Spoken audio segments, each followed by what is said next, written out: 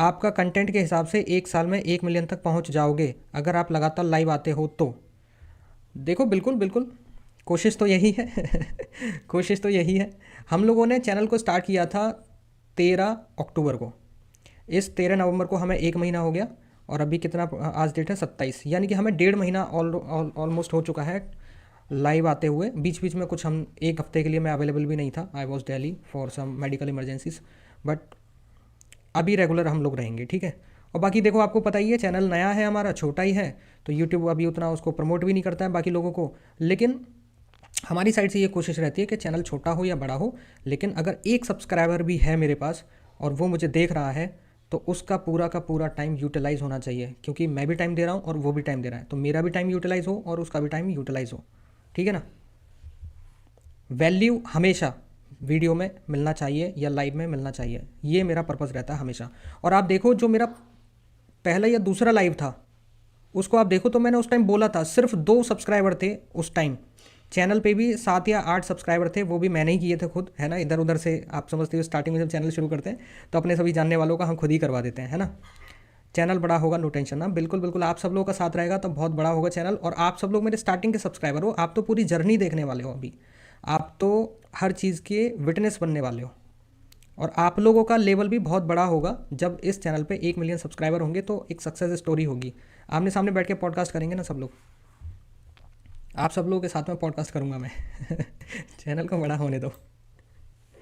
तो 2 सब्सक्राइबर थे उस लाइव में, और आप उस लाइव को जाके देखना, एक बार देखना ज़रूर, और उसका कंटेंट ज़रा आप देखना एक बार, मैंने क्या क्या दिया उसमें। 2 सब्सक्राइबर थे सिर्फ, और मैंने बोला कि आज सिर्फ 2 ही सब्सक्राइबर हैं हमारे पास, लेकिन फिर भी क्वालिटी कंटेंट मैं आपको दूंगा।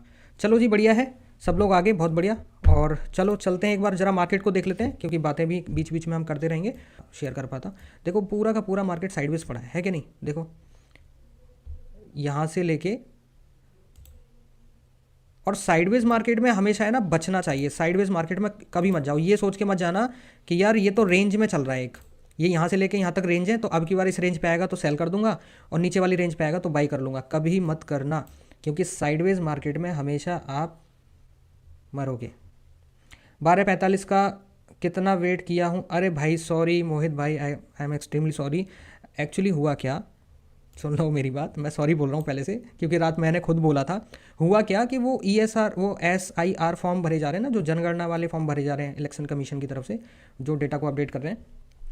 तो आज हम गांव गए हुए थे उसको भरने के लिए, और वो बहुत इंपॉर्टेंट था, क्योंकि बाद में फिर प्रॉब्लम हो जाती। तो वो आज हमने काम पूरा ख़त्म कर दिया। आपके यहाँ भी हो रहा होगा आई गेस, जिसमें BLO जो होते हैं, बूथ लोकेशन ऑफिसर, वो घर घर जा कर के करवा रहे हैं। लेकिन मैं तो इधर रहता हूँ सिटी में, तो मैं गाँव गया था मेरा, देखो इसीलिए मैं डिलीट नहीं करता। मैंने आपको देखो एक रूल बताया था, ये वाला। मैंने क्या बोला था, मैंने बोला था कि एक इंस्ट्रूमेंट को पकड़ो, एक इंस्ट्रूमेंट को पकड़ो, यानी एक चार्ट को पकड़ो। एक चार्ट पे जब आप बार बार ट्रेड करोगे ना, तो उस चार्ट का प्राइस एक्शन आपको समझ में आ जाएगा, क्योंकि हर चार्ट देखने में एक जैसा लगता है लेकिन होता नहीं है। चार्ट का, हर चार्ट का अपना प्राइस एक्शन है, अपना अपना अलग तरीका है। आप जब बार ट्रेड करोगे ना उसमें, तो आपको फील होने लगेगा वो। और एक सेटअप, यानी एक ही स्ट्रेटजी पे काम करो। जब आप उसको करोगे तो उससे जब आपको रिजल्ट मिलेगा, या बैक टेस्टिंग करोगे बार बार, तो आपका जो ट्रस्ट है ना वो बढ़ जाएगा उस सिस्टम पे, कॉन्फिडेंस आपका बढ़ जाएगा। गुरुजी जब से आपका वीडियो देख रहा हूँ और सीख रहा हूँ। ओके, जब से आपका वीडियो देख रहा हूँ तब से सीख रहा हूँ। चलो बहुत अच्छी बात है, सीखो। मैं तो चाहता हूँ कि आप सारे लोग सीखो इस चीज़ को, है ना, क्योंकि मुझे पता है कि कैसे कैसे मैंने इसको सीखा है, ठीक है। कितना खुद के माइंड से खेला होगा, कितना खुद के माइंड को तोड़ा होगा, आप शायद उस चीज़ का अंदाज़ा नहीं लगा सकते, ठीक है। बहुत मेंटल पेन से गुजरा गया है खुद को। और 100 दिन लगातार डिसिप्लिन के साथ ट्रेड करना है, 100 डेज रेगुलर। किसी दिन ट्रेड मिले तो ठीक, ना मिले तो ठीक, लेकिन 100 दिन उस चार्ट पे बैठना है और 100 ट्रेड्स करने हैं। जब आप 100 ट्रेड्स कर लोगे ना किसी एक सेटअप पे, किसी एक चार्ट के अंदर लगातार, तो क्या हो जाएगा, आपका खुद का एक्सरे हो जाएगा। यानी आप खुद को भी देखना शुरू कर दोगे कि मैं क्या करता हूँ और मैं कहाँ पे गलती करता हूँ। मेन बात क्या है, देखो यहाँ पे गलतियों को ही अवॉइड करना है बस। आप एक बार गलती अवॉइड करना सीख जाओगे, ट्रेड करना बहुत आसान है। वो तो आसान है ही, वैसे भी आप करते ही हो ट्रेड तो, लेकिन गलतियाँ थोड़ी ज़्यादा हो जाती हैं। उन गलतियों को कैसे ओवरकम करना है, मतलब गलतियाँ करने से कैसे बचना है, तो वो सेटअप और सेल्फ साइकोलॉजी दोनों का ही क्या हो जाता है, एक्सरे हो जाता है। And this is the golden rule. इसीलिए मैं सिर्फ दो ही चार्ट्स पे काम करता हूँ, एक BTC, एक XAU USD, बस मेरी फेवरेट तो यही है। और गोल्ड इतना मज़ेदार मूवमेंट देता है कि मैं आपको क्या ही बताऊँ। आपने देखा ही पिछले 3 दिन में मैंने जो ट्रेड्स वगैरह निकाली हैं, देखा ना आपने। BTC में एक ट्रेड निकाली, बाकी 6 ट्रेड गोल्ड में निकाली, 4 का टारगेट हिट हुआ, 2 स्टॉप लॉस चले गए। 3-4 मंथ आपके साथ रहेंगे तो होल्ड करने का कॉन्फिडेंस बढ़ेगा, बिल्कुल बढ़ेगा, बिल्कुल बढ़ेगा। देखो, होल्ड कब कर पाते हो आप, जब आपको अपनी ट्रेड पे भरोसा होता है, तब कर पाते हो ना। और आपको अपनी ट्रेड पे भरोसा कब होगा, जब आप जिस लॉजिक के आधार पे ट्रेड को उठा रहे हो, उस लॉजिक का आपने चार्ट में बैक टेस्टिंग कर रखा होगा। अब चलो ठीक है, आज गुड इवनिंग भैया जी, गुड इवनिंग। मार्केट कैसे काम करता है, आज उसका टॉपिक बताएं सर, कल बोले थे। हाँ चलो, आज मैं वही उसी पे आ रहा हूँ कि मार्केट कैसे काम करता है, मार्केट किन रूल्स को फॉलो करता है ना। आज हम वही देखने वाले हैं, क्योंकि ट्रेड शायद आज भी नहीं लग रही है, अगर मिलेगी तो ठीक है देखेंगे, बट अभी मार्केट साइडवेज ही है। बढ़िया। तो अब हम बात कर रहे थे कि मार्केट चलता कैसे है। अब मार्केट के बेसिक फंडामेंटल्स पे आ रहा हूँ मैं।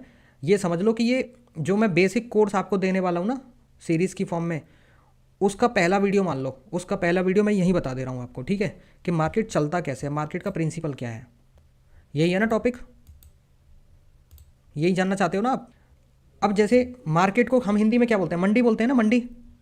अब अपने यहाँ क्या है, अपने यहाँ क्या है, अपने यहाँ फल मंडी होती है, ठीक है, अपने यहाँ सब्जी मंडी होती है, अपने यहाँ अनाज मंडी होती है कि नहीं होती है। अब देखो, अनाज मंडी के बारे में बात करते हैं, वहाँ से समझ में आएगा। जो अनाज मंडी होती है,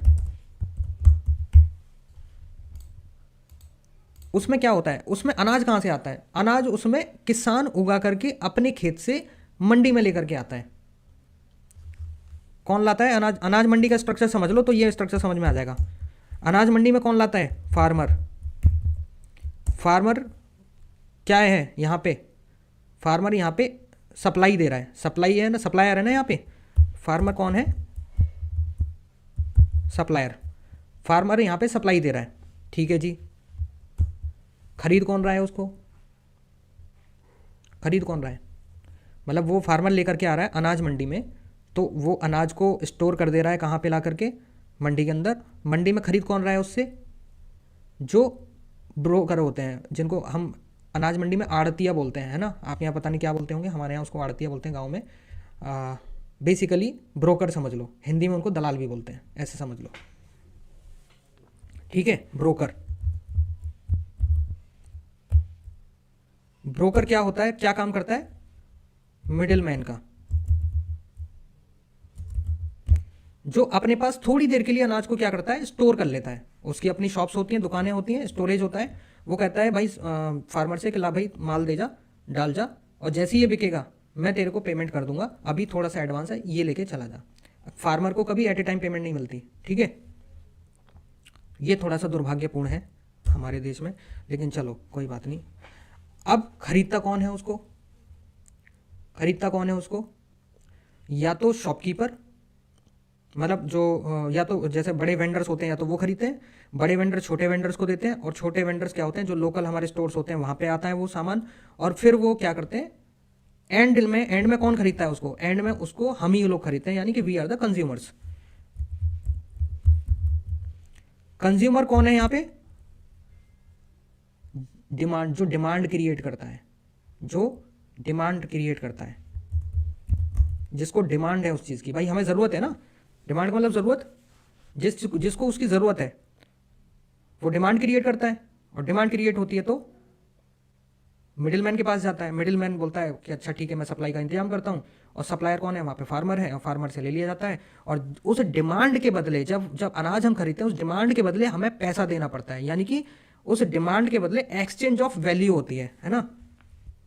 यहाँ पे पूरा का पूरा ये जो सिस्टम बना है, ये काय पे बना है, एक्सचेंज ऑफ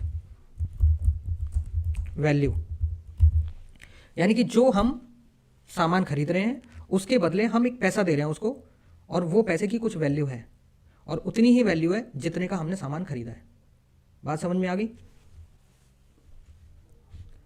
तो ये एक अनाज मंडी का मैंने आपको एग्जांपल दिया, यानी कि इस मंडी में तीन चीजें हैं, आप अगर ध्यान से देखो तो। एक है सप्लायर जो अनाज को उगा रहा है, पैदा कर रहा है। एक है ब्रोकर जो बीच में दोनों पार्टीज को मैनेज कर रहा है, यानी कि खरीदने वाले को भी और बेचने वाले को भी। क्योंकि भाई अगर अगर फार्मर आपके घरों पे गेहूं बेचने के लिए आ जाए तो क्या वो बेच पाएगा? क्योंकि भाई उसके पास क्विंटल्स में होता है सामान, आप क्विंटल्स में खरीदोगे नहीं। हजारों हजारों क्विंटल सामान होता है, तो हजारों क्विंटल खरीदने की कैपेसिटी किसकी है? वो तो भाई ब्रोकर की होती है, वो ब्रोकर रख लेता है अपने पास में, जैसे जैसे बिकता रहता है वैसे वैसे पेमेंट जाती रहती है उनको, 1.5-2 महीने बाद पेमेंट होता है उनको, है ना। अब आपको कितना चाहिए? आपको चाहिए 50 किलो गेहूँ, 100 किलो गेहूँ, 200 किलो गेहूँ ज़्यादा से ज़्यादा। तो आप कहाँ जाओगे?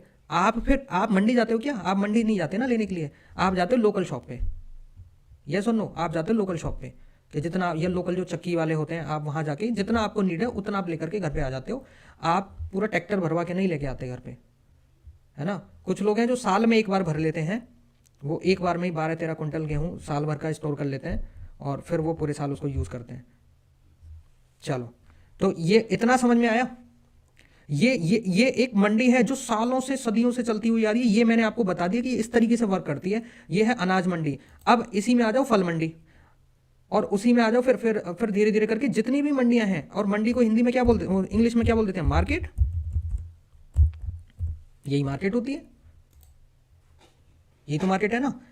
अब इसमें देखो, अब इसमें एक इकोनॉमिक्स का एक टॉपिक पढ़ाया जाता है इकोनॉमिक्स में। उसको जो इकोनॉमिक्स के बच्चे हैं वो बहुत अच्छे से समझते हैं उस चीज़ को, कि यहाँ पे मार्केट का एक रूल होता है। वो रूल क्या है कि डिमांड अगर बढ़ती है तो demand is equal to 1 upon, कहाँ गया 1 बाई सप्लाई। अगर डिमांड बढ़ेगी तो सप्लाई कम हो जाएगी अपने आप, सीधी बात है भाई। मान के चलो अभी जितने लोग इस टाइम गेहूं खा रहे हैं, तो गेहूं का उसी तरीके से प्रोडक्शन हो रहा है, किसान जितने उगा रहे हैं सारा गेहूं कंज्यूम हो जा रहा है आज की डेट में। बाकी का जो बचता है वो food corporation of India, government of India उसको खरीद के स्टोर कर लेती है, ताकि अगर कोई कोरोना जैसी दोबारा कोई प्रॉब्लम अगर आती है तो फिर गवर्नमेंट जो है बाकी लोगों को वहां से डिस्ट्रीब्यूशन दे पाए। ठीक है, जैसे हम अपने घरों में गेहूं स्टोर कर लेते हैं, ऐसे ही कंट्री के लेवल पे गवर्नमेंट स्टोर करती है जो बचा हुआ होता है, एक्स्ट्रा जो होता है। ठीक है, अब जब डिमांड बढ़ेगी तो सप्लाई कम हो जाएगी। जैसे अब मान के चलो मोदी जी आए और मोदी जी ये कहें कि भाइयों और बहनों, कल से गेहूं तो आप सदियों से खाते हुए आ ही रहे हो, एक काम करो, कल से गेहूं छोड़ो और चना चना स्टार्ट करो आप। अब भाई बिग फैन फॉलोइंग है मोदी जी की, बड़ी फैन फॉलोइंग है। तो आप समझो जितनी फैन फॉलोइंग है, अगर उसमें से 10% लोग भी चने खाने पे उतर आए ना, तो पूरे मार्केट में चना नहीं मिलेगा आपको, ढूंढ लेना जा करके, नहीं मिल सकता। 1,000 रुपये किलो जो अभी चल रहा होगा ना, 30, 40, 50 रुपये किलो, वो 1,000 रुपये किलो बिकेगा। इसका मतलब क्या है? डिमांड जैसे ही बढ़ती है सप्लाई कम हो जाती है, और जब सप्लाई कम हो जाएगी तो क्या होगा? प्राइस क्या हो जाएगा? हाई हो जाएगा। प्राइस क्या हो जाएगा? हाई हो जाएगा। और इसी चीज को अगर चार्ट पे दर्शाया जाए तो हाई का मतलब क्या होता है? ग्रीन कैंडल बन जाएगी, सिंपल। मतलब चार्ट में प्राइस ऊपर चला जाएगा। और अगर कल को ये बोलते हैं कि भाई, अच्छा ये तो हमने चने वाला केस देखा, अब गेहूं वाले केस पे आ जाओ। अब गेहूं हमने छोड़ दिया, लेकिन भाई गेहूं का उत्पादन तो उतना ही हो रहा है, प्रोडक्शन तो उतना ही हो रहा है ना, लेकिन लोगों ने खाना छोड़ दिया भाई। तो अब गेहूं की सप्लाई इतनी ज़्यादा हो जाएगी कि अब लोग, जहां वो गेहूं अभी 30-40 रुपये किलो बिकता है, लोग उसको 20 रुपये किलो में भी नहीं खरीदेंगे फिर, क्योंकि चाहिए ही नहीं भाई, डिमांड ही नहीं है उसकी। तो किसान बोलेगा कि चलो भाई एक काम करो, फिर तुम यार 10 रुपये किलो लो, हटाओ यार, शायद तब भी नहीं लेंगे। यानी कि जैसे ही सप्लाई बढ़ती है तो प्राइस क्या हो जाता है? कम हो जाता है। यानी कि डिमांड कम होती है। एक चीज से समझ लो, मैं डिमांड को रेफरेंस के लिए ले रहा हूं। अगर डिमांड बढ़ेगी तो सप्लाई कम होगी और प्राइस बढ़ेगा। अगर डिमांड कम होगी तो सप्लाई बढ़ेगी, और सप्लाई बढ़ेगी तो प्राइस गिर जाएगा, डाउन चला जाएगा। बात समझ में आ गई? मैं लिख नहीं रहा, इतना ऐसे समझ लो। यह लिख दूं, बताओ।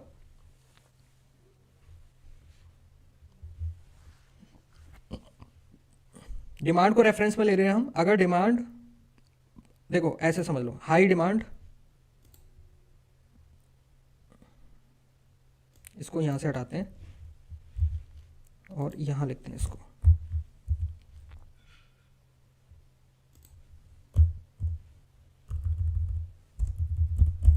अभी पूरा मैं ये थोड़ा बेसिक बता दूं और उसके बाद फिर मैं आपको बिल्कुल एडवांस चीज़ पे ले चलूंगा, क्योंकि ये क्लियर होना बहुत ज़रूरी है। अभी इसमें बायर और सेलर को और एंटर करेंगे, ठीक है, समझ गया, ठीक है। हाई डिमांड मतलब हाई प्राइस, लेकिन खाली इसको ऐसे मत समझना कि हाई डिमांड का मतलब हो गया कि डिमांड हाई हुई तो हाई प्राइस होगा। अगर डिमांड हाई हुई है तो इसका मतलब सप्लाई भी कम हुई होगी, इस चीज़ को भी ध्यान में रखना। यानी कि दो फैक्टर है यहाँ पे, प्राइस बढ़ने का रीज़न खाली ये नहीं कि डिमांड बढ़ी है। अगर दोनों में से अगर कोई भी चीज़ हिल गई ना, मतलब दोनों का अपना एक बैलेंस है, अगर दोनों में से कोई भी एक चीज़ हिलेगी, प्राइस पे सीधा इंपैक्ट आपको दिख जाएगा उसका। या तो सप्लाई एकदम से बढ़ गई तो भी प्राइस गिर जाएगा, या डिमांड एकदम से क्या हुआ, डिमांड कम हुई एकदम से तो भी प्राइस गिर जाएगा। दोनों जहां पे स्टेबल हैं, अगर दोनों अपनी जगह से हिलेंगी तो प्राइस पे अंतर आ जाएगा, ठीक है। अच्छा, अब आते हैं मेन टॉपिक पे। इतना समझ में आ गया, ये बेसिक मेरा बताना जरूरी था। अब समझो डिमांड एंड सप्लाई का खेल करता कौन है और होता कैसे है। ये डिमांड और सप्लाई कौन कौन फैक्टर है इसके? भाई यहां पे फार्मर है और कंज्यूमर है, यही तो है ना।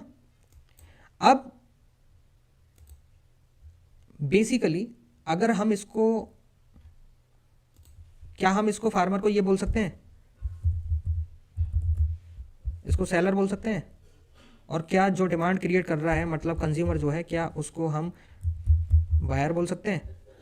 यस और नो?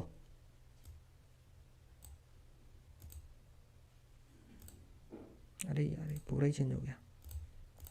चलो, क्या इनको बायर और सेलर बोला जा सकता है कि नहीं बोला जा सकता? बोला जा सकता है ना। चलो, तो अब जो अगर फार्मर ने ज़्यादा ही सप्लाई क्रिएट कर दी, यानी कि सेलर ने एक्सट्रीम सप्लाई दे दी, तो सप्लाई बढ़ गई तो भी प्राइस गिर जाएगा। और कंज्यूमर ने अगर डिमांड कम कर दी, यानी कि बायर ने खरीदना कम कर दिया, तो भी प्राइस गिर जाएगा। भाई आपने देखा होगा किसी किसी टाइम पे आलू का जो रेट है ना, मतलब आलू बहुत महंगा हो जाता है, किसी किसी टाइम पे बहुत महंगा होता है आलू, टमाटर भी बहुत महंगा होता है, प्याज भी बहुत, इन तीनों चीज़ों के साथ ये चलता है। स्टोरी सुनी होंगी आपने कि प्याज हो गई 80 रुपये किलो, टमाटर हो गया 130 रुपये किलो, और आलू हो गया 60-70 रुपये किलो। नॉर्मली 20-25 तो चलता ही है, ठीक है। और कभी कभी ऐसा भी होगा कि यार आलू इतने ज़्यादा पैदा हो गए कि किसान ने उसको खेत में से खुदवाना ही मुनासिब नहीं समझा, किसान ने उस पर ट्रैक्टर चलवा दिया। क्यों? क्योंकि जो लेबर लगती है ना आलू निकालने के लिए ज़मीन में से, उसकी कॉस्टिंग ज़्यादा आ रही थी, लेकिन आलू जितना निकलता उससे बेच करके जो पैसा आता वो नहीं आ पाता, क्योंकि आलू का रेट बहुत सस्ता था। तो किसान क्या करते हैं, ट्रैक्टर चलवा देते हैं ऐसे, और खेत को जोत देते हैं, नई फसल लगा देते हैं उसमें, आलू को निकालते भी नहीं है ज़मीन में से। एक्सट्रीम सप्लाई की वजह से होता है ऐसा।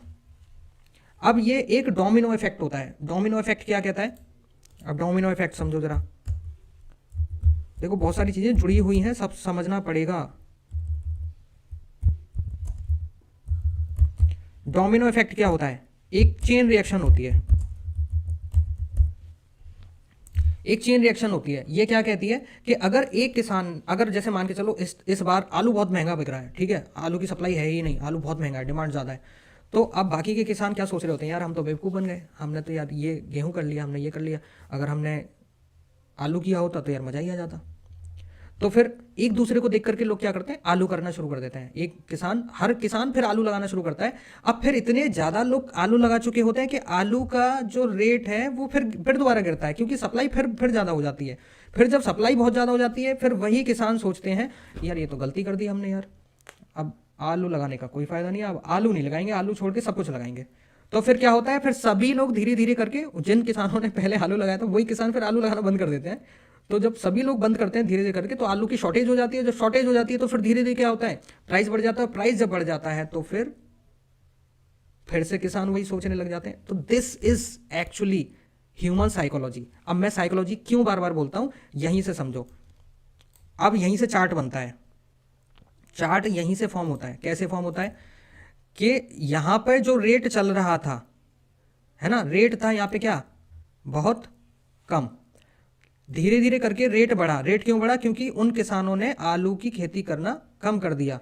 तो अब कुछ ही चुनिंदा रह गए किसान, और उन्होंने आलू की खेती कर रहे थे, लेकिन अब क्योंकि सप्लाई थी ही नहीं तो प्राइस बहुत हाई चला गया। जब हाई चला गया तो बाकी लोगों ने देखा कि यार ये तो बहुत मजे में रहे, अब हम भी आलू करते हैं। जब वो आलू करेंगे तो सप्लाई धीरे धीरे बढ़ती जाएगी और धीरे धीरे क्या होता जाएगा, प्राइस कम होता चला जाएगा। लेकिन एक लेवल तक ही आएगा, यानी 10 रुपये के जी तक आलू आता है हमेशा, और 10 रुपये के जी पे आएगा तो लोगों को फिर क्या लगने लगेगा, सस्ता लगने लगेगा, और फिर वहां से फिर से दोबारा से बाकी लोग करेंगे। तो ये इस तरीके से ये प्राइस जो है एक लेवल से दूसरे लेवल, दूसरे लेवल से पहले लेवल हमेशा मूव करता है। यानी कि मैं समझाना ये चाहता हूं आपको कि एक लेवल पे आने के बाद कोई भी एक चीज लोगों को बहुत महंगी लगने लगती है, और एक लेवल पे आने के बाद लोगों को वही चीज बहुत सस्ती लगने लगती है। और जब सस्ती होती है तो सब लोग खरीदते हैं, सब लोग खरीदते हैं, एक को देख करके दूसरे को देख करके खरीदते जाते हैं, प्राइस बढ़ता जाता है, बढ़ता जाता है, एक लेवल तक वो बढ़ता है। और फिर वहां पे जब बेचना शुरू करते हैं, फिर एक लेवल पे आने के बाद महंगा लगने लगता है कि भाई महंगा हो गया, महंगा हो गया, बेच दो इसको। जब बेचते हैं तो वहां पे भी एक डोमिनो इफेक्ट होता है, जिसकी वजह से फिर धीरे धीरे सेलिंग स्टार्ट होती है। फिर एक को देख करके दूसरा, दूसरे को देख करके तीसरा, लगातार सेलिंग होती है, तो लगातार प्राइस फिर नीचे आना शुरू हो जाता है। So this is why price travel. आप बता दूं प्राइस क्या रूल फॉलो करता है? अच्छा, आप मुझे एक बात बताओ, आप मुझे बताओ, क्या ये ह्यूमन साइकोलॉजी के अपने कुछ फिगर्स नहीं है? मतलब हमारी तो फिगर्स है ना कुछ। जैसे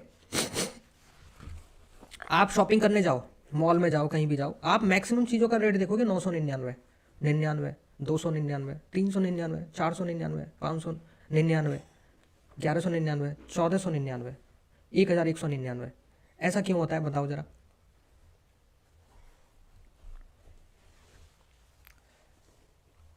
मैं आपको भी मार्केट कैसे चलता है ना, मार्केट कैसे चलता है, क्यों चलता है, मार्केट क्या रूल फॉलो करता है, और फिर मार्केट को, फिर हम जिस मार्केट में काम करते हैं उनको कौन ऑपरेट करता है, मैं ये चारों टॉपिक कवर कर दूंगा आज की लाइव में। देखा है ना, आप शॉपिंग करने जाते हो तो आपने देखा है ना ऐसा 999, 99, 499। ये 99 क्यों होता है? ये 99 इसलिए होता है क्योंकि ये एक साइकोलॉजिकल फैक्टर होता है। जैसे कोई चीज़ 499 की अगर है तो इंसान को 99 रुपये ज़्यादा नहीं लगते, वो देखता है कि यार 400 रुपये की रेंज में है। लेकिन जैसे ही उसमें 1 रुपया ऐड हुआ वो 500 हो जाता है, यानी कि 400 की सीरीज से उठ करके अब सीधे वो 500 का हो गया है 1 रुपये की वजह से। सो this is against psychological.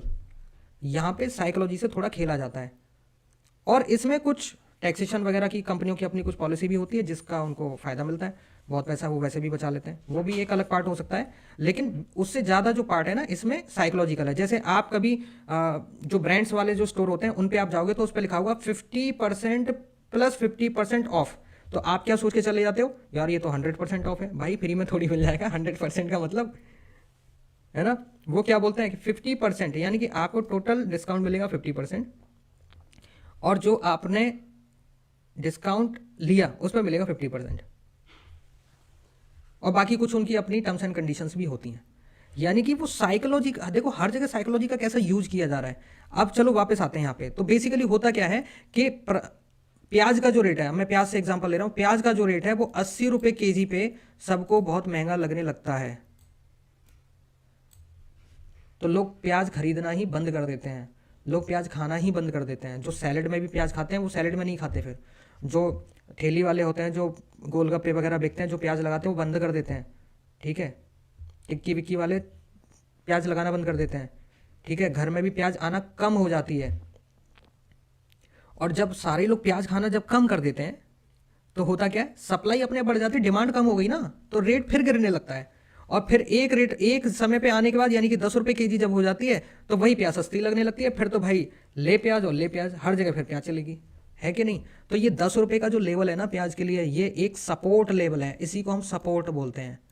This is support. Support और रेजिस्टेंस क्यों बनते हैं और क्यों काम करते हैं, बार बार बार बार मैं वो आपको समझाना चाह रहा हूँ कि सपोर्ट एंड रेजिस्टेंस क्यों काम करते हैं, कहाँ से वो बने हैं सपोर्ट एंड रेजिस्टेंस। हम कहते हैं ना कि सपोर्ट पे आ गया खरीद लो, यहाँ से प्राइस उठ जाएगा, तो क्यों उठता है वहाँ से, उसके पीछे क्या रीज़न है, यही जो है ये बन जाता है हमारा क्या, सपोर्ट, और इसी को हम क्या बोलते हैं, डिमांड जोन।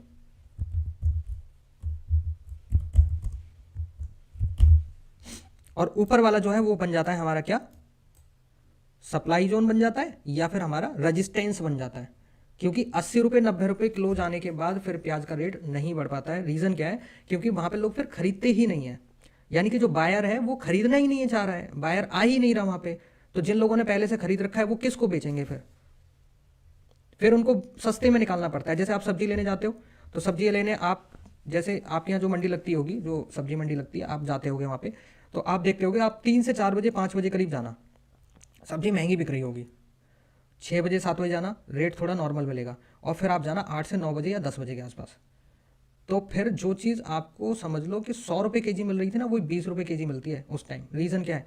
क्योंकि फिर डिमांड नहीं होती, मतलब खरीदने वाले कंज्यूमर नहीं होते, और सब्जी वालों को भागने की पड़ती है घर पे अपने, और उन पे माल होता ही है। तो वो कहते हैं भाई जितने में बिके निकाल दो, क्योंकि कल तो ख़राब ही होना है। सब्जी तो फ्रेश तो हर किसी के यहाँ है नहीं जो उसको ठीक रखेंगे। बोलते हैं जिस रेट में जा रही है जाने दो, नो लॉस नो प्रॉफिट पे चली जाए जाने दो, थोड़े लॉस में भी चली जाए जाने दो, पैसा तो निकलेगा कम से कम कुछ। तो ये जो दोनों लेवल्स हैं, यानी कि ये जो दोनों, ये साइकोलॉजिकल लेवल्स ही तो कहलाएंगे। These are the psychological levels. समझ में आ गई बात? These are the psychological levels, ये साइकोलॉजिकल लेवल्स होते हैं। और क्या हम इन साइकोलॉजिकल लेवल्स को लिक्विडिटी लेवल्स भी नहीं बोल सकते? These are the liquidity levels. अब यहां पे अभी बस जस्ट एग्जांपल के लिए समझो कि मैं इनको जस्ट अभी बोल दे रहा हूं, ताकि आपको माइंड में थोड़ा रेफरेंस रहे कि liquidity levels. But liquidity levels ऐसे निकाले नहीं जाते, उनका निकालने का तरीका अलग होता है, वो चार्ट में मैं आपको समझाऊंगा। अभी आप सिर्फ रेफरेंस के लिए समझ लो कि सपोर्ट एंड रेजिस्टेंस कहाँ से ड्रॉ हुए, और मार्केट में जो प्राइस ऊपर नीचे चलता है वो क्यों चलता है। तो इनको ही अगर मैं लिक्विडिटी लेवल्स बोल दूं, तो प्राइस क्या कर रहा है, एक लिक्विडिटी लेवल से दूसरे लिक्विडिटी लेवल, और दूसरे से पहले, पहले से दूसरे, या ऊपर भी होंगे। तो आप क्योंकि देखो एकदम से तो नहीं बढ़ा होगा ना, तो यहाँ पे भी कभी प्राइस रुका होगा, यानी प्याज कभी 20 से 30 रुपये किलो के बीच में भी रुकी होगी थोड़े दिन, फिर 30 से 40 रुपये किलो के बीच में भी रुकी होगी, फिर 40 से 50 के।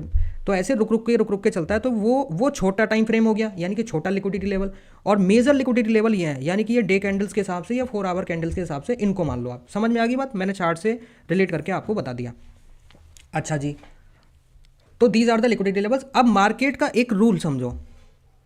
मार्केट कौन से रूल को फॉलो करता है? मार्केट, या मार्केट नहीं, price always travel, price always travels from one liquidity levels to another level. यानी प्राइस क्या करता है? प्राइस हमेशा एक लिक्विडिटी लेवल से दूसरे लिक्विडिटी लेवल के बीच में हमेशा ट्रेवल करता है। इतना क्लियर हो गया जी? यहाँ तक मजा आया कि नहीं आया बताओ? मैंने आपको मार्केट डिकोड करके बता दिया, और अभी चार्ट पे लेके चलूँगा तो और मज़ा आएगा। अभी आपको ये जो चीज़ मैं पढ़ा रहा हूँ इसको चार्ट पे अप्लाई करेंगे तो और मज़ा आएगा। पहले यहाँ तक बताओ मज़ा आया कि नहीं आया? मैं ये वीडियो बना करके देने वाला था आपको, लेकिन आपने आज लाइव करवा ली मुझसे। ठीक है जी, मेरा काम कम हो गया, इसी को कट करके डाल दूंगा। कहाँ थे हम थे यहाँ पे कि मार्केट जो है हमेशा एक लिक्विडिटी लेवल से दूसरे लिक्विडिटी लेवल पे ट्रैवल करता है। तो ये तो अब हमें समझ में आ गया। अब देखो इसको थोड़ा सा और इजी बनाते हैं और थोड़ा मज़ेदार बनाते हैं। आपने नोकिया का, हमारे एक सेट था नोकिया का, नोकिया मैं लिख देता हूँ, मुझे याद है, NOKIA, नो, ये था, आप यहाँ भी होगा। इस नोकिया का जो फ़ोन होता था ना, उसके अंदर एक गेम होता था स्नेक्स वाला, ध्यान है? इसमें एक गेम होता था, गेम ऑफ स्नेक। ये याद होगा आपको, आप लोगों ने खेला भी होगा, आई एम डैम श्योर। जो लोग 90s में पैदा हुए हैं उन लोगों ने ज़रूर खेला होगा। हाँ जी, मैंने बहुत खेला है। हाँ तो फिर देखो, अब इसका एक ही रूल होता था, सिंपल। क्या रूल होता था कि हम स्नेक को क्या करते थे, एक जगह से दूसरी जगह लेके जाते थे। और कहाँ लेके जाते थे? जहाँ पे उसको फूड मिलता था। वो एक डॉट सा आता था ना, वो उसका खाना होता था, और वो जाता था, उसको इनटेक करता था, मतलब खाता था, और अपना साइज़ बढ़ा लेता था। ऐसे ही होता था ना। ये चार्ट भी सेम वही स्नेक वाला गेम है, same to same, nothing is change. कैसे? प्राइस देखो ऊपर से नीचे जाता है, और चार्ट फिर धीरे धीरे बड़ा होता रहता है। और वो कहाँ कहाँ जाता है? हमेशा एक लिक्विडिटी लेवल से दूसरे लिक्विडिटी लेवल जाता है। और चार्ट का एक रूल और होता है कि चार्ट हमेशा ये कोशिश करता है, price always try to grab the nearest liquidity first, यानी कि जो पास वाली लिक्विडिटी होती है उसको सबसे पहले लेने की कोशिश करता है। क्यों? क्योंकि उसको लेने के लिए कम एफर्ट करना पड़ेगा, कम मेहनत लगती है। किसकी? जो चार्ट को चला रहे हैं उनकी। ठीक है। अब जैसे समझो यहाँ पर अगर प्राइस चल रहा है कहीं, इस लेवल में अगर प्राइस है कहीं, यहाँ पर प्राइस है, तो अब यहाँ से ऊपर लेके जाने में ज़्यादा दम लगेगा ना, जबकि नीचे आने में गिरने में दम नहीं लगेगा बिल्कुल भी, है कि नहीं? मानते हो आप इस बात को? यहाँ से नीचे गिराने में थोड़ा सा सेलिंग अगर कर दी जाए, तो यहाँ से अगर थोड़ा सेलिंग दिखा दी जाए, तो यहाँ से एक डोमिनो इफेक्ट के कारण आसानी से इसको तोड़ा जा सकता है, इस वाले सपोर्ट को, है ना। लेकिन ऊपर ले जाने के लिए बहुत तगड़ी बाइंग चाहिए, यानी कि तगड़ा वॉल्यूम चाहिए, बड़े बायर्स चाहिए। तो प्राइस क्या करता है, ऑपरेटर्स भी क्या करते हैं, ऑपरेटर, अब देखो अब खेल आता है शुरू किस चीज़ का, ऑपरेटर्स का। एग्जाम्पल से ही समझाऊँ, उसी से रिलेट करूँगा, कहानी वही चल रही है तो उसी से समझ में आएगा। पहले अभी इसको कंप्लीट करते हैं, ठीक है। तो अभी क्या है, इसको नीचे गिराएंगे, नीचे आसानी से गिर जाएगा, ऊपर ले जाने के लिए मुश्किलात हैं। तो उस मुश्किल से बचने के लिए पहले मार्केट क्या करता है, always try to grab the liquidity from nearest level, यानी कि पास वाले लेवल की लिक्विडिटी को पहले लेता है। तो जब आप अपने घर से निकलते हैं और कहीं आपको जाना होता है, तो पहले क्या होता था, पर्ची पे एड्रेस लिख करके लेके जाते थे और पूछते पूछते जाते थे। अभी क्या, गूगल मैप निकाला, लोकेशन डाली और तुरंत पहुंच जाते हैं, अनजान सिटी में भी किसी से पूछने की ज़रूरत नहीं है, पिन पॉइंट लोकेशन पे आपको पहुंचाएगा वो। कैसे, आपको पता है मैं निकला कहाँ से, आपको पता है मेरा डेस्टिनेशन क्या है, दोनों चीज़ें पता है, तो आप अपना रास्ता तय कर लेते हो। एग्जैक्टली सेम इसी तरीके से प्राइस को भी ये पता होता है पहले से ही कि लिक्विडिटी किधर ज़्यादा पड़ी है। अब लिक्विडिटी से शायद जो लोग कन्फ्यूज़ हो रहे होंगे, भाई समझ लो, लिक्विडिटी का मतलब होता है कि खरीदने वाले लोग किस प्राइस पे खरीदने को तैयार हैं और बेचने वाले लोग किस प्राइस पे बेचने को तैयार हैं, ठीक है। तो कुछ लोग इंतजार कर रहे होते हैं, जैसे यहाँ पे भी कुछ लोग इंतजार कर रहे होंगे ना कि यार, अब ऑपरेटर्स के बारे में बताता हूँ, फिर वहाँ से इंतजार वाली कहानी होगी। अब देखो होता क्या है, एग्जाम्पल चल रहा था हमारा प्याज वाला। आपने देखा होगा कि जब प्याज का प्राइस जब बढ़ रहा होता है, तो बड़े जो व्यापारी होते हैं वो प्याज को स्टोर कर लेते हैं, है कि नहीं? वो उनके अपने स्टोरेज हाउस होते हैं और वो स्टोर कर लेते हैं और वो वेट करते हैं कि जब तक प्राइस 80-90 रुपये ना पहुंच जाएगा ना, हम अपना स्टोर खोलेंगे ही नहीं, कोई भी आ जाओ कुछ भी कर लो। उनको पता है क्या बोला जाता है, जमाखोर, है ना। सरकार भी उनके पीछे पड़ी रहती है जमाखोरों के, कि भाई क्योंकि पब्लिक को दिक्कत होती है ना उससे।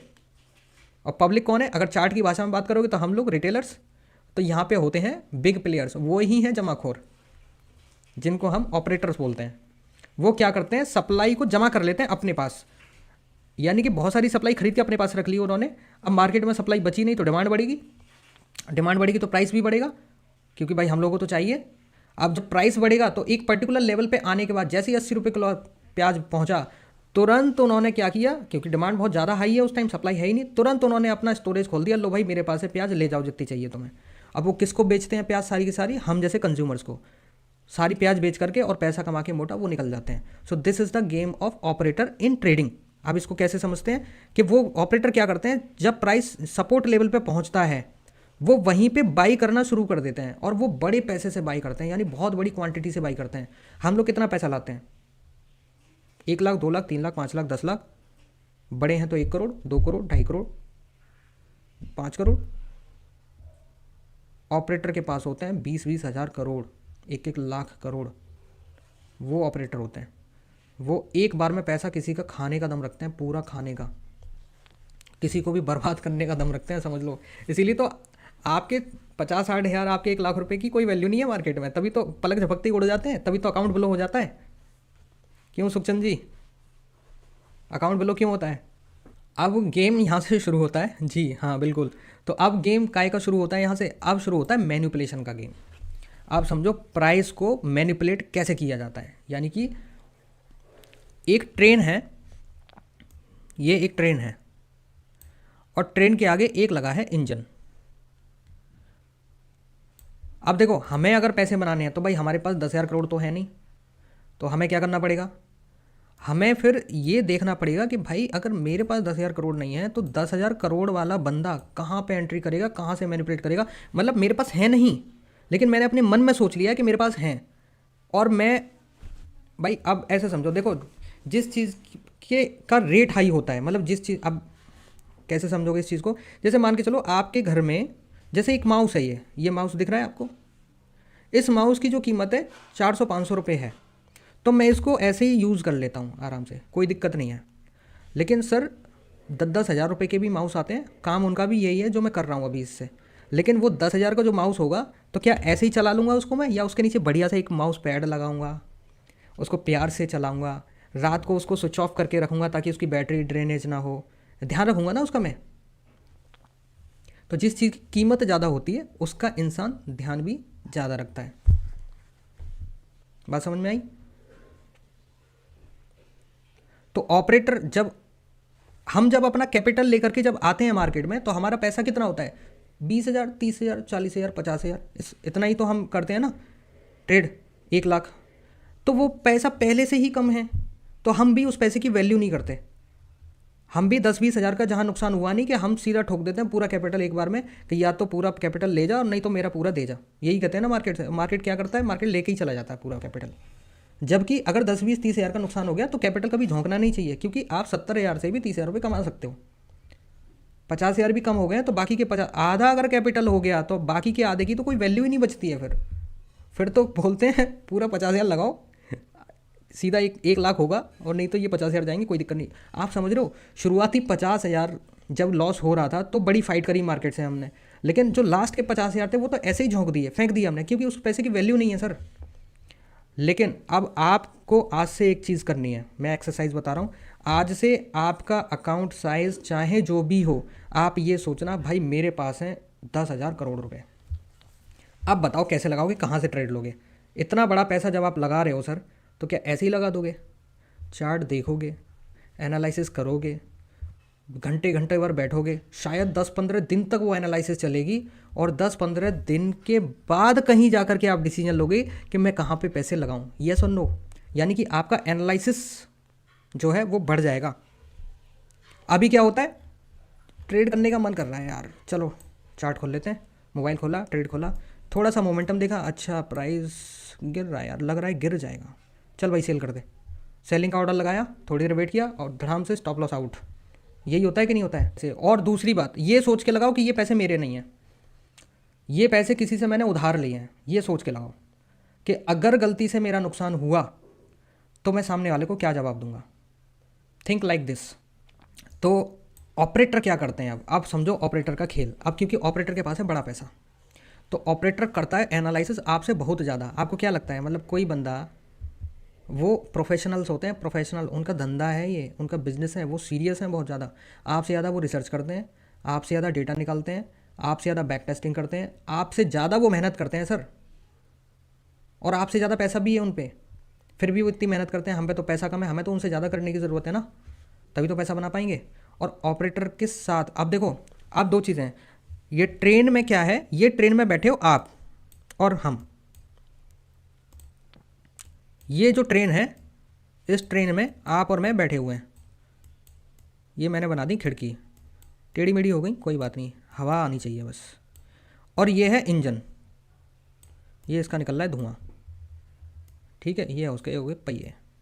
इमेजिन कर लो बस ऐसे ही थोड़ा सा। अब ऐसे समझो, जो ये प्राइस चल रहा है ना मार्केट में, इसको समझो ट्रेन, क्योंकि ये तो मूवमेंट कर रहा है, आगे पीछे हो रहा है, तो इसको समझो train. This is the train, और ये एक ट्रेन है। अब इसमें हमने भी ट्रेड ले रखी है, हम भी हैं इसमें, और इसमें कोई बड़ा प्लेयर भी है जिसने बड़े पैसे लगा रखे हैं, वो भी है इसमें। तो अब इसमें क्या हमारे अंदर इतना पोटेंशियल है, इतना दम है कि हम चार्ट को हिला सकें? भाई चार्ट को हिलाने के लिए क्या करना पड़ेगा, या तो डिमांड बढ़ानी पड़ेगी। डिमांड कैसे बढ़ेगी, मैं एकदम से बाई कर लूँ, सप्लाई खत्म ही कर दूँ, मतलब सप्लाई बहुत लिमिटेड रह जाए तो डिमांड बढ़ जाएगी एकदम से। या फिर मुझे अगर प्राइस को गिराना है तो मैं एकदम से सप्लाई को छोड़ दूँ, मतलब एकदम से सेलिंग लगा दूँ मैं, तो फिर धड़ाम से प्राइस गिर जाएगा। यानी कि चार्ट को चलाने का जो पोटेंशियल है वो हमारे अंदर तो है नहीं, वी आर द रिटेलर्स। वो है किसके पास, जिनके पास सप्लाई भी ज़्यादा है और जिनका डिमांड भी ज़्यादा करने का पोटेंशियल है, जिनका पैसा बहुत मोटा है, तो वो है ऑपरेटर्स। तो इस ट्रेन का जो चार्ट को चलाने का जो इंजन है ना, वो है ऑपरेटर। ये ऑपरेटर मैं बोल रहा हूँ, ऑपरेटर से वर्ड समझ में आ रहे हो ना आप, वेलुथानगावेलु 6352 हाय भाई, hi, can you share your name with me, क्योंकि इतना बड़ा नाम तो भाई मैं नहीं ले पाऊंगा। चलो, तो बात समझ में आई। तो these are the operators who can manipulate the chart, who can push और डाउन द चार्ट, ठीक है। और हम लोग क्या हैं, हम लोग हैं इस डब्बे में बैठने वाले लोग। तो हमें क्या करना है, हमें ऑपरेटर जिस ट्रेन को चला रहा है उसके पीछे वाले डब्बे में चुपचाप बैठ जाना है। Value from Tamil Nadu, oh my god, value from Tamil Nadu. I have been Tamil Nadu for very long.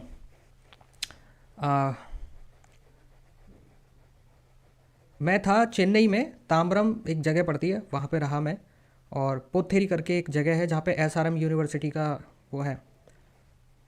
और गिंडी में भी रहा काफ़ी टाइम। तो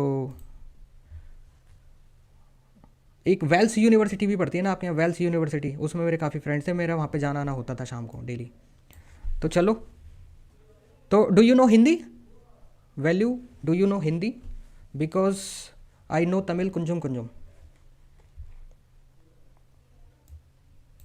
तमिल तेरी माँ बट कुंजुम कुंजुम। चलो जी ठीक है, बात करेंगे इनसे, हमारे अच्छे सब्सक्राइबर हैं। No sir, you don't know Hindi, okay, try to understand but I will try to explain all the things in English as well, ठीक है। तो this is the price, this is the price, this train is representing the price and the engine of the train is like a operator in the chart who has the authority to manipulate the chart. It can take up or down, right? Or we are the just passenger, we are just, we can sit and we can wait. तो हम केवल बैठ सकते हैं और wait कर सकते हैं। अब हमें बैठना उसी की ट्रेन में है, अब हमें अपनी ट्रेन नहीं बनानी है। Don't try to make your own train, ठीक है। और अपनी ट्रेन बना के, अपनी पटरी बना के उसके सामने से मत बैठ जाना, वरना आपको उड़ा देगा। तो अक्सर यही होता है, हम क्या करते हैं, हम अगेंस्ट चलते हैं हमेशा चार्ट के, जिसकी वजह से हमारे लॉसेस हो जाते हैं। हमें देखना है कि चार्ट किस तरफ जाने वाला है, ऑपरेटर की एंट्री कहाँ से हो रही है, कहाँ से बड़ा मूव आया है, उसको एक बार कंफर्म हो जाने दें एंड देन उसके बाद फिर हम एंट्री बनाएं इसमें, ताकि जब रिटेलर पैसा, जब बड़ा प्लेयर पैसा बनाएगा, मानता हूँ कि वो ज़्यादा पैसा बनाएगा, तो आप भी तो थोड़ा बहुत बनाओगे ही ना, थोड़े छींटे तो आप पे भी पड़ ही जाएंगे। तो हमारी जो ट्रेड्स चलती हैं वो इसी वजह से चलती हैं, क्योंकि हम नहीं चलाते उनको, ऑपरेटर चलाते हैं उनको, हम तो बस पीछे से बैठ के बस यात्रा करते हैं। ये कैसे पता चलेगा? अरे सब बताऊंगा भाई, सब बताऊंगा, टेंशन क्यों ले रहे हो, सब बताऊंगा। चलो, इतना समझ में आ गया? यहाँ तक कोई डाउट है तो बताओ ज़रा। मैंने आपको खेल समझा दिया किसका, मार्केट स्ट्रक्चर का। मैंने आपको बता दिया सपोर्ट एंड रेजिस्टेंस कहाँ से बने और क्यों बने, और क्यों ये हर बार काम करते हैं चार्ट में, क्योंकि ये साइकोलॉजिकल लेवल्स होते हैं। मैंने आपको ये भी बताया कि मार्केट को कौन हिलाने की ताकत रखता है, वो ऑपरेटर्स रखते हैं। और मैंने आपको ये भी बताया कि हम तो चींटी हैं, और चींटी क्या खाती है? दाना खाती है, छोटा वाला। समझ आया? चलो जी बढ़िया। तो 11:34 हो गया। मैंने देखो 30 मिनट बोला था, और मैंने 30 मिनट के अंदर सारा अपना जो टॉपिक था मैंने ख़त्म कर दिया।